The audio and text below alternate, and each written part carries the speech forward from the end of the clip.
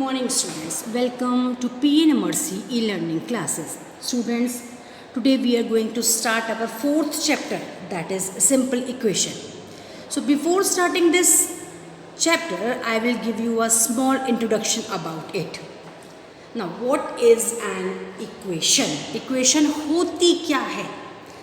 इसकी definition है, an equation is a condition on a variable such that two expressions in the variable should have equal values. अब आपको समझ में तो कुछ भी नहीं आया होगा कि मैम ने क्या बोला इसके अंदर, तो सिंपल लैंग्वेज में आपको समझाती हूँ व्हाट इज़ एन इक्वेशन. अब इक्वेशन के अंदर क्या होता है, x प्लस, सपोज एग्जाम्पल के साथ बता रही हूँ, x+4 दिया हुआ है, ये x+4 this is an expression. क्या कहलाता है ये एक्सप्रेशन. अगर इक्वल का निशान लग गया, इक्वल का साइन लग गया, तो क्या बन गई, इक्वेशन बन गई. तो इक्वेशन के अंदर इक्वल का साइन होना ज़रूरी है. In an equation there is always an equality sign. Equation के अंदर हमेशा हमेशा और हमेशा इक्वलिटी का साइन होता है, तभी वो इक्वेशन बनती है. अब x+4 देखिए, ध्यान से समझिए, x+4 इज इक्वल टू के x+4 इस साइड में है, तो this is called as LHS, left hand side. Is equal to के 6 जो है वो इस साइड में है, तो it is called as RHS, right hand side. समझ में आया. अब और बताती हूँ डिटेल में इसके अंदर में. x+4 के अंदर ये क्या है, अननोन नंबर है ना x, this is called as variable. क्या कहलाता है ये, वेरिएबल. और एग्जाम्पल देख लीजिए, 2y + 6 is equal to 13.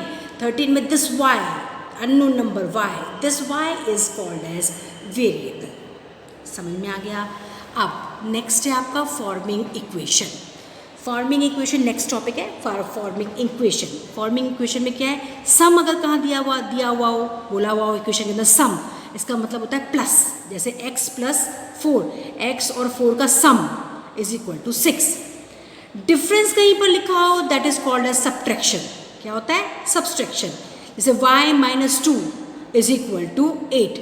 The difference of y and 2, difference मतलब subtraction, the difference of y and 2 is equal to 8. Next है आपका दिया होता है taken away. 2y - 4 is equal to 7. मतलब क्या हुआ कि taken away, y - 2 is equal to 2 is taken away, 2y - 2 is equal to 8. अब हमने क्या किया इसके अंदर. अब दूसरी चीज़ है आपका प्रोडक्ट.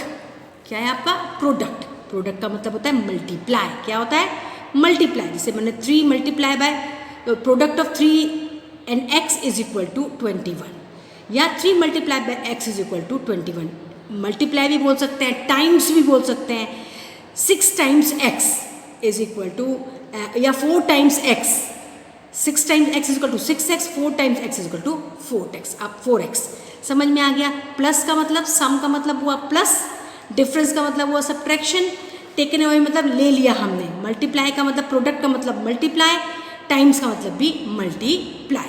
आपको मैं एक एग्जांपल और देके समझा रही हूँ, एक एग्जांपल और दे रही हूँ. जैसे इक्वेशन है x+4 is equal to 6. This is an equation. Equation क्यों है, क्योंकि इक्वल का निशान लग चुका है.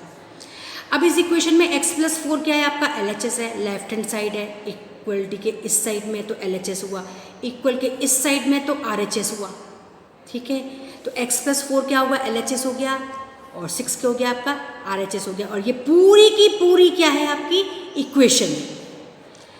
अब कहीं पर दिया हो डबल, डबल का मतलब होता है मल्टीप्लाई बाय 2. ट्वाइस दिया हुआ हो कहीं पर, तो दैट इज ऑल्सो 2 टाइम्स. ठीक है, ट्वाइस. अब कहीं पर दे रखा हो डबल तो मल्टीप्लाई बाय 2, ट्वाइस दे रखा हो तो मल्टीप्लाई बाय ऑल्सो 2 टाइम्स. अगर कहीं पर दे रखा हो थ्राइस, क्या दे रखा हो, थ्राइस, कहीं पर थ्राइस दे रखा हो, that is multiply by 3. Fraction, fraction का मतलब होता है डिवीजन. देखो जैसे ये है 1/2 ऑफ x, ऑफ का मतलब क्या है, मल्टीप्लाई, 1/, ये फ्रैक्शन है, that is equal to x/4. 1/2 of y मतलब y/2. This is called as fraction. So students, I have given you a small introduction before this exercise, that is exercise 4.1. So let's start exercise 4.1. So this is our exercise 4.1. First question is complete the last column of the table. ये last column है आपका table का, ये वाला last column है, इसको हमें complete करना है. इक्वेशन दे रखी है हमें x + 3 = 0, वैल्यू मतलब x की वैल्यू की जगह हमें क्या रखना है 3, और फिर हमें बताना है से whether the equation is satisfied, मतलब LHS = RHS है कि नहीं है, ये हमें येस और नो में यहाँ पर लिखना है। चलिए सॉल्व करते हैं। x + 3 = 0, x = 3, इसका आंसर मैंने लिख रखा है नो। कैसे नो आया समझाती हूँ, देखिए। फर्स्ट पार्ट है x + 3 = 0, वैल्यू ऑफ x = 3 दे रखी है, तो मैंने x की जगह मुझे क्या रखना है 3, x की जगह मैंने क्या रखा 3, तो 3 + 3 that is equal to 0, that is equal to 0, 3 + 3 कितना होता है 6, अब 6 तो इज इक्वल टू LHS, ये क्या कहलाता है आपका LHS, और ये क्या है आपका RHS, तो LHS is not equal to RHS, 6 is not equal to 0, not को इक्वल टू को ऐसे शो करते हैं, so LHS is not equal to RHS, it means no. Second है हमारा x + 3 = 0, 0 वैल्यू ऑफ x = 0, हमें वैल्यू x की क्या रखनी है 0 रखनी है, तो x की जगह पे मैंने 0 रख दिया, 0 + 3 = 0, 0 + 3 = 3, 3 is not equal to 0, therefore LHS is not equal to RHS, it means this is also no.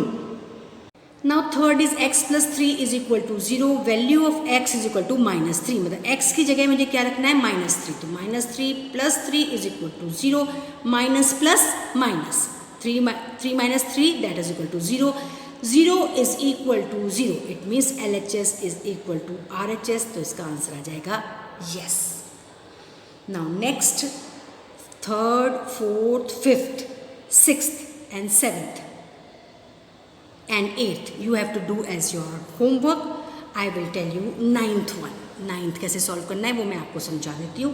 Ninth है m/3 is equal to 2, value of m is equal to -6, तो m की जगह मुझे क्या रखना है -6, तो -6/3, 3 1 3, 3 2 6 इज इक्वल टू 2। अब therefore -2 is equal not equal to 2, -2 और 2 में फ़र्क है क्योंकि ये माइनस में ये प्लस में, therefore LHS is not equal to RHS, so no. And this is your 10th one, m/n, m/3 is equal to 2, value of m is equal to 0, m की जगह क्या रखना है 0, 0/3 is equal to 2, 0/3 is equal to 0, that is not equal to 2, therefore LHS is not equal to RHS and answer is no.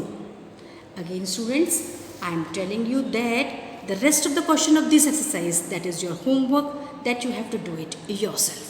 I will solve one more question, that is 11th one, that is m/3 is equal to 2, a value of m